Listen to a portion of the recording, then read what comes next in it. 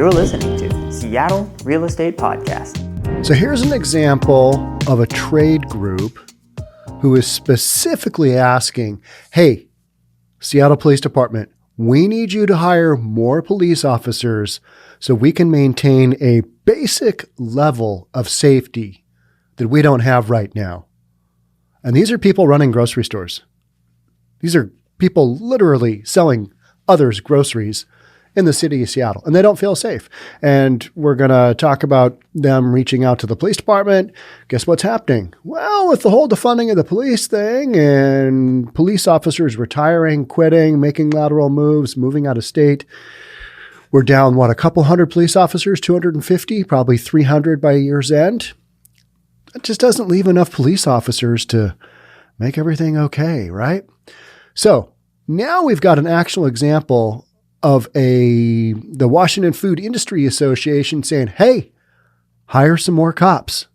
None of this defund the police, because clearly that's not working. Let's get some more police going. That's what we're going to talk about today. Before we jump on in, if you're new here, my name is Sean Reynolds. I own a couple of real estate companies, and I read the news. So what does a food group representing companies who sell groceries to citizens demanding more police protection, what does that have to do with real estate? Why are we talking about that on a real estate podcast? Well, because real estate is community. And if the people providing basic services within a community don't feel safe just doing their job, you've got some real issues. And it's called public safety. And that impacts real estate greatly. So that's why we're doing what we're doing. Let's get into this. This is a King 5 News. Seattle grocers ask Seattle Police Department to hire more officers to meet basic levels of public safety. Isn't it crazy that we have to go out of our way to say, we'd like some more cops, please? Isn't it crazy that we have to resort to that level of just basically begging our leadership to, hey, could we get some more cops over here? What do you think? We need a few more rounds of police hiring to happen pronto right now. The Washington Food Industry Association says its members are scared for their employees and shoppers and question why they continue to do business in Seattle. It's a lot of the comments I get is, all right, this is what you voted in. Now you got to deal with it. And unfortunately, that's what's going on in Seattle. Our attorneys here are prosecuting attorneys. They don't really prosecute much in the way of any lower level crime because that's a very progressive way to handle crime. Just don't prosecute. Don't put anybody in jail. We love our fellow human being. Even guys who are known shoplifters, just repeated shoplifters. I mean, some of these guys just have these crazy rap sheets, right? It's okay. I mean, I'm sure on this 45th arrest, he's going to do better. He's going to be a better human being. He's not going to go out there and steal from these stores anymore. Hallelujah. No, that's not the way this works, right? These guys just keep going back. And we're seeing this on a consistent basis, and the numbers are not going down. That's the tough part with this. It's not going in the right direction. The Washington Food Industry Association is calling on the city of Seattle to address its crime problem. The association argues its members feel conditions are not safe for employees and shoppers. Simply put, we need the city council to work with the Seattle Police Department to bring staffing levels up in a way that meets basic levels of public safety. Action must be taken to increase the number of police available to respond to emergency calls in a timely manner. The current response times are simply unacceptable. When you call 911, you expect a timely response, said WFIA President Tammie Hetrick in a news release. This is what we've been talking about for a long time. If you defund the police, your response call times are going to go through the roof. That's where we sit. Shoplifters know it. They're just going to keep doing their thing. And they know that if they get caught, odds are they won't get prosecuted because nobody's doing jail time for shoplifting. It's just one of those crimes now that's kind of fallen between the cracks and nobody really cares. And the cops, the cops are only dealing with priority 1 and priority 2 calls, essentially, right?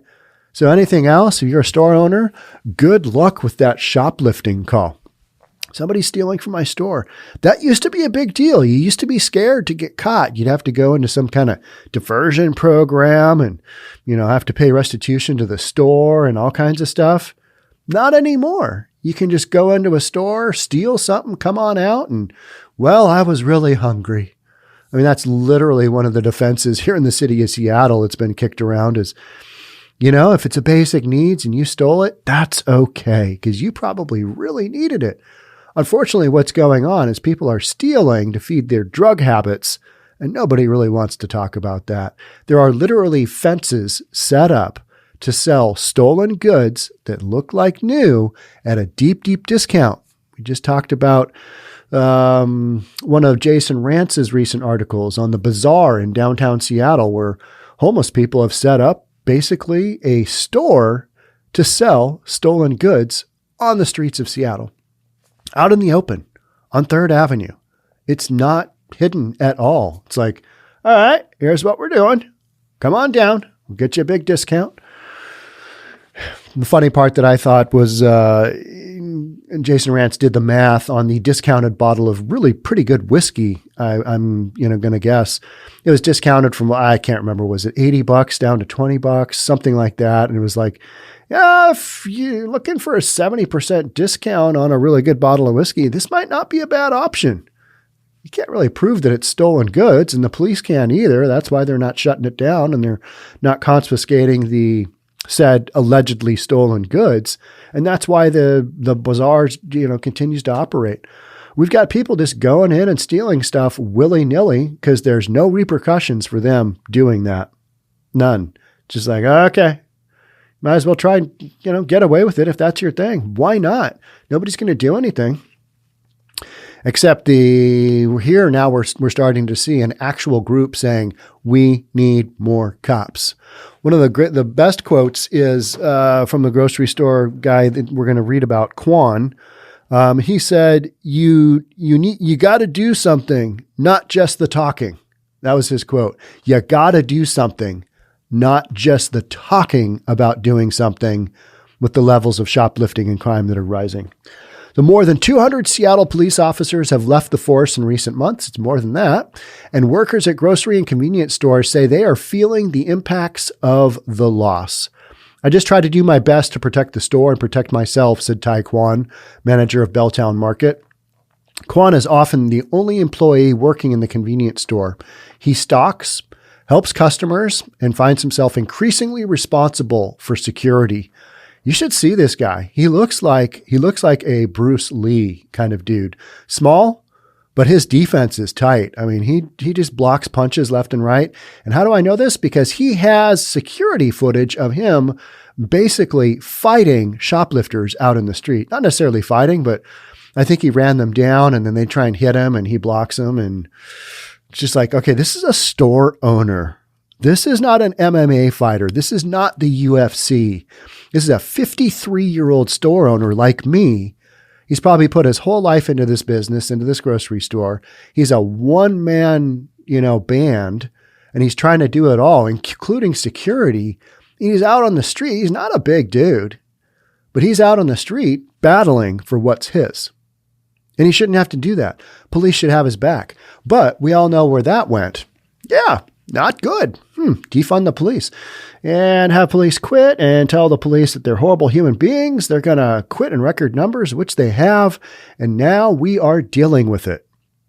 So now we're dealing with the choices of the politicians that we put in office. And you've got a direct example, not just some random crime stats going up. You've got actual human beings who are responsible for their own security. It's just nutty. What are we paying all these taxes for? What is the Seattle Police Department budget going to? Well, it's going to a bare bones effort because we don't have enough cops in the street to keep the city safe. That's where we sit. And people want to say, oh, well, we don't really need any more. We're good. Okay.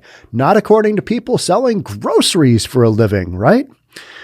So Kwon said he has more than 1,000 video clips pulled from the store's security system that will document the theft and assault that he's endured. 1,000 clips. 1,000 clips. All right. If you don't think it's a big deal, multiply 1,000 clips times $10. That's 10 grand. Guaranteed it's way more than that, right? So, I mean, how much money has he bled out? And then multiply that by all the stores across Seattle and across these cities with politicians who put laws in place where we just basically minimize anything remotely concerning low-level crime. Let's just get rid of that. That'll help our crime stats out. That's what we're doing. So he said he has more than 1,000 clips pulled from the store's security system that document the theft and assault that he's endured. He's made hundreds of calls to Seattle police, but he said officers either don't show or arrive too late. Hey, they got other stuff they're working on. Unfortunately, shoplifting, nobody's in immediate danger. They're not going to do much. Don't have the manpower, don't have the bandwidth to even address that at this point in time, right? So the Washington Food, whatever it is, Council said its member association said its members are scared for their employees and customers, and that some members are questioning why they continue to do business in Seattle. That's a really, really good question. Why are you continuing to operate? I mean, what if all the stores in Seattle in these areas impacted? What if they just shut down and said, yep, nope, we're done? QFC already did that when the city of Seattle said, you need to raise your hourly workers' wage by $4 an hour. QFC corporate, Kroger, said, no, those stores weren't working all that well to begin with. Therefore, we are shutting those stores down. What if you basically just had a bunch of shop owners stop selling stuff? This guy, the store that he's the Belltown grocery store, this is his livelihood. This is how he makes a living. So shutting a store down, like on the corporate level, that's probably a no-go for him, right? He's put endless time and hour and blood, sweat, and tears into this one location, it sounds like, and he's not going to walk away. He's literally out on the sidewalk battling for his store. You can watch the video on this article. This posting by King 5. The city of Seattle has a crime problem, and there currently are not enough resources to address it. Adding more officers to respond in a reasonable time frame is a rational solution. Here on the Seattle Real Estate Podcast, we focus on reasonable. You know why? Because so much of what we deal with now is simply not reasonable. It doesn't make any sense at all. So when I see rational solution, I am all over it. Rational? Yeah, that makes sense. All right. So when there's not enough resources to address the crime problem, and then we throw out adding more officers to respond in a reasonable time frame.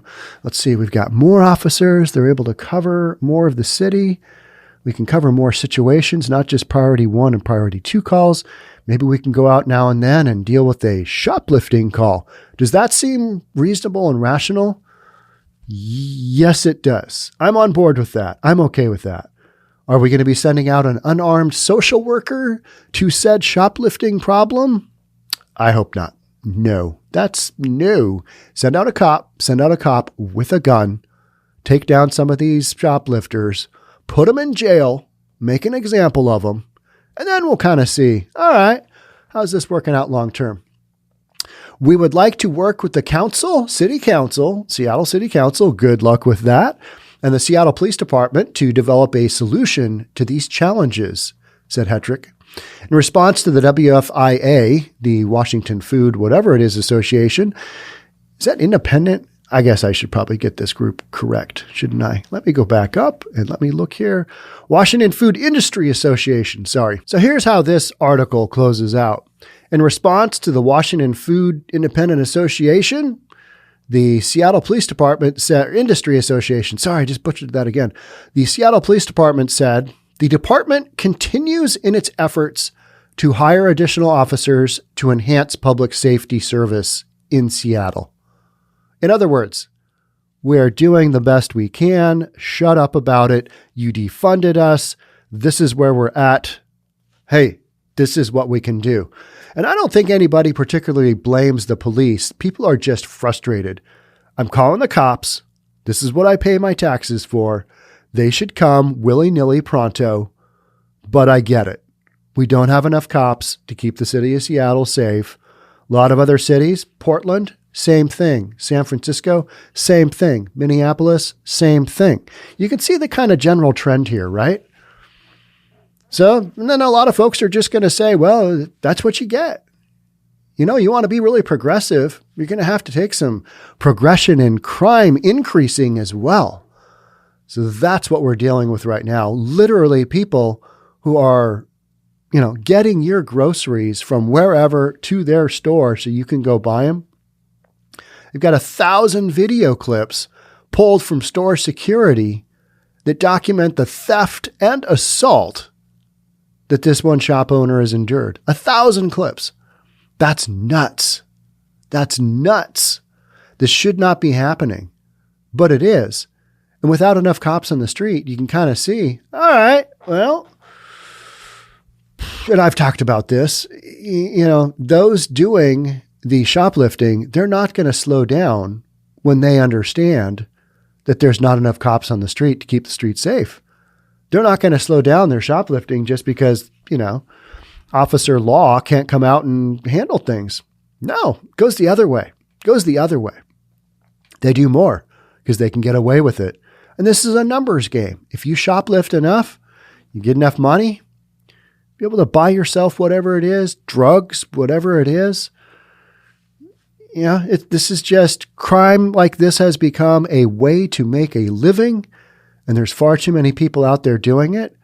And we've become way too progressive in dealing with homelessness, drug addiction, people shooting each other, just crime in general. We just kind of let it happen and wonder why things aren't getting any better.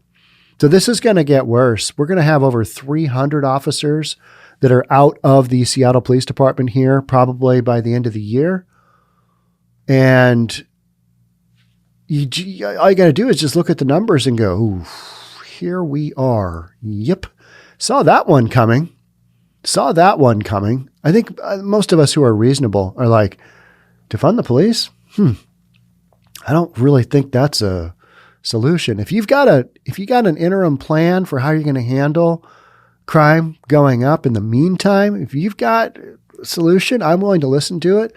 But so much of what was said in the political rhetoric during around the time where we defunded the police, and here in the city of Seattle, we only defunded it by like 18% their budget.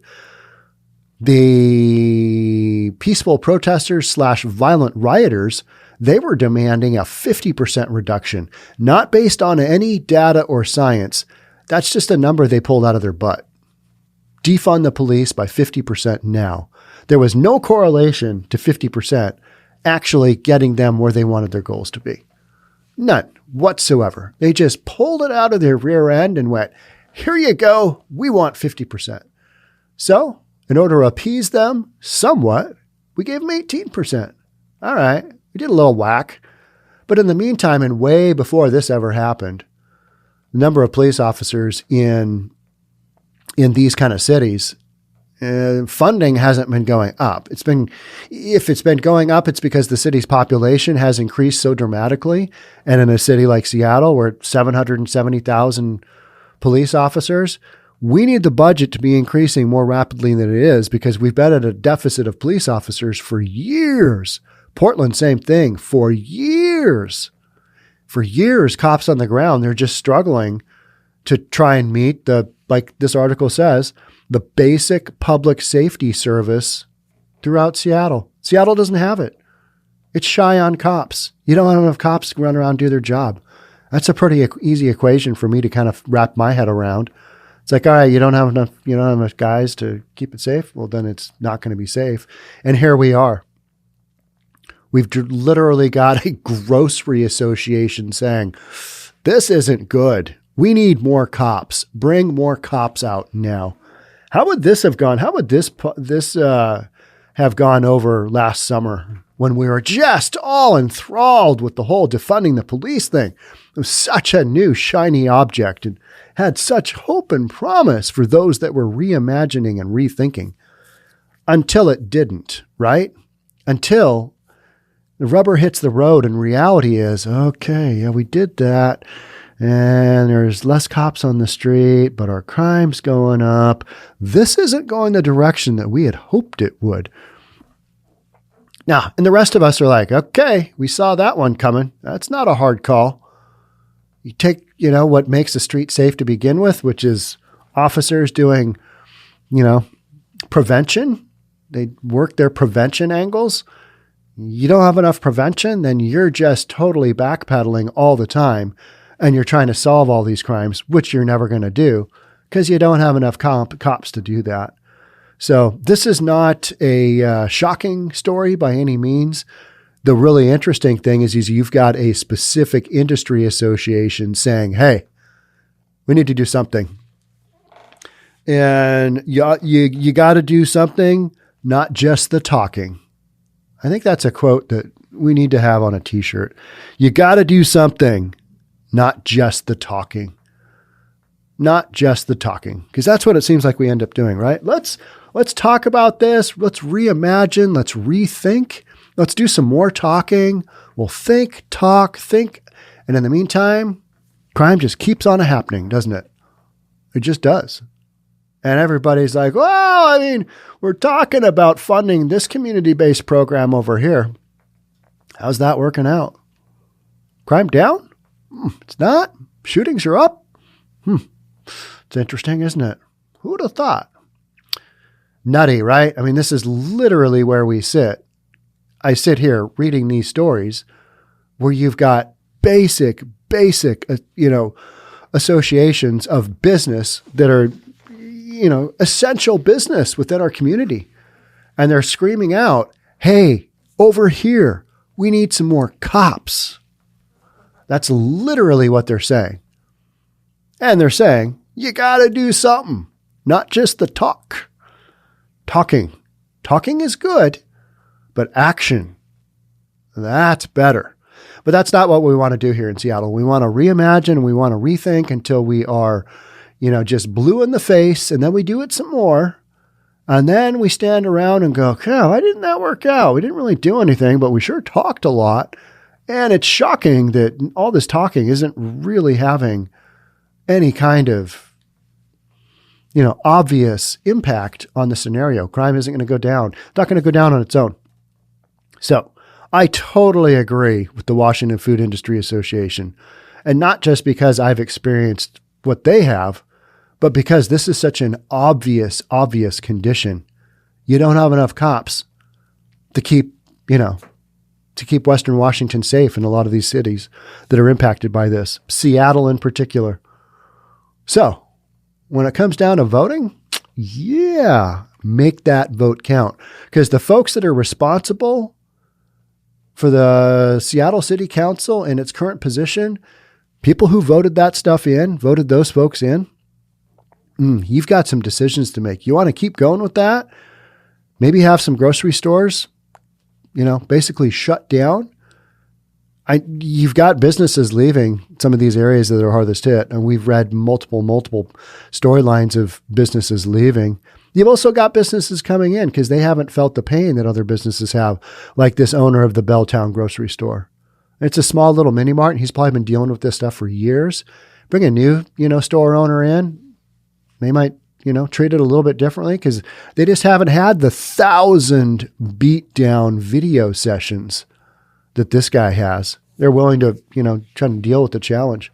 So those who've been around for a long time and have put in a lot of work in these locations, those are the ones that I'm like, we need to do something for those folks, not just the talking.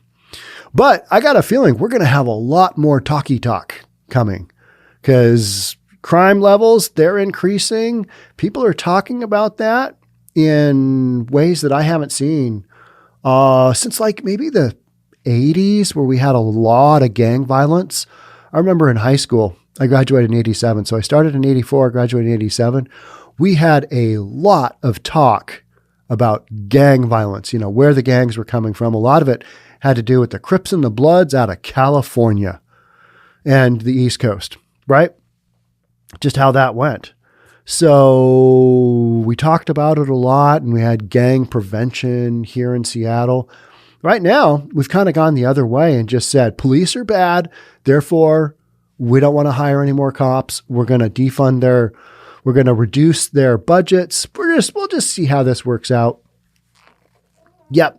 And then communities on the lower end of things, they take the brunt of this. Grocery stores in these areas take the brunt of this. And that's what we're talking about. So this isn't going to go away. We'll keep talking about it here in the Seattle Real Estate Podcast because we are reasonable and we know that this is not a sustainable situation. Need to get some more cops on the street. That whole defund the police thing, ridiculous. All right, so that's it for me on this one. I will see you guys soon. Until then, stay safe. We'll talk just around the corner right over there, all right? I'll see you there. Bye for now.